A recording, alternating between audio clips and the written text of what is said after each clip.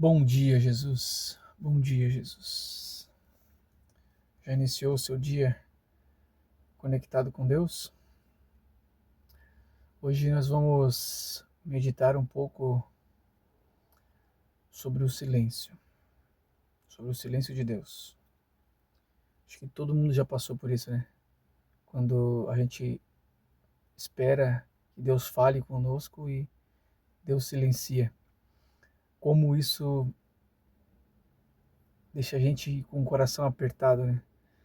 Meio que desesperado, né? E Mas silenciar é deixar de comunicar algo, será? Porque vemos na Bíblia Deus se comunicando de várias maneiras, né, com o seu povo. Tipo, através de visões, através da palavra, através de profetas, de circunstâncias, de várias maneiras Deus sempre se comunicou com o seu povo. Deus nunca deixou de se comunicar com o seu povo. O problema é que a gente interpreta o silêncio de Deus como falta de comunicação. E não é, né? O silêncio de Deus, na Bíblia não tem nenhum versículo direcionado ao silêncio de Deus, mas vemos bastante versículos de situações que Deus silencia ali. Até o Salmos 83, a gente vê que é um salmo de clamor, né? Pedindo para que Deus cesse o seu silêncio, né? E a gente também muitas das vezes tem vivido dessa maneira, né? Tipo, clamando a Deus para que Ele fale algo, porque estamos desesperados por alguma coisa dele, né?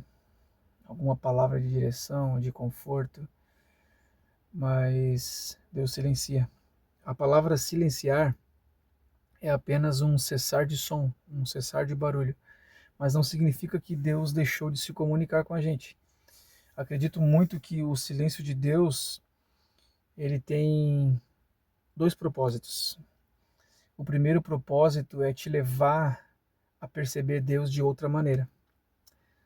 Porque quando Deus silencia, você vai ter que percebê-lo de outra maneira. Então, isso é para aguçar os teus outros sentidos, para tu perceber Deus de outra maneira. Quer ver um exemplo para quem é casado, né?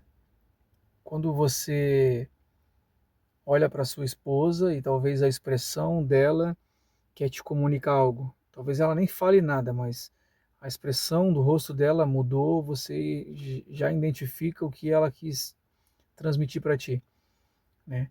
Então já vê que tem uma comunicação sem precisar usar a voz, né? Então é mais ou menos por esse lado, assim, Deus quer que a gente comece a percebê-lo de outras maneiras, né? Deus quer que a gente o conheça tão intimamente que sem ele precisar falar nada, a gente consegue extinguir o que ele está querendo transmitir para a gente, né? Mas como a gente consegue, né? Esse é um propósito, né? Que Deus silencia, é o propósito de fazer a gente percebê-lo de outras maneiras, usando os nossos outros sentidos. O segundo propósito que eu entendo é que Deus nos chama a silenciar também. Como assim? Porque para eu conseguir perceber Deus no silêncio, eu preciso silenciar também. Eu vou dar um exemplo para vocês, não necessariamente é dessa maneira, mas só para vocês entenderem por que devo silenciar. É como um caçador perseguindo uma caça e ele está vendo a caça e está perseguindo a caça. De repente ele não vê mais a caça, mas ele ainda a ouve. Então ele consegue ainda perseguir a caça porque ele ainda ouve. Mas de repente essa caça consegue silenciar. Então ele já não vê mais e não ouve mais.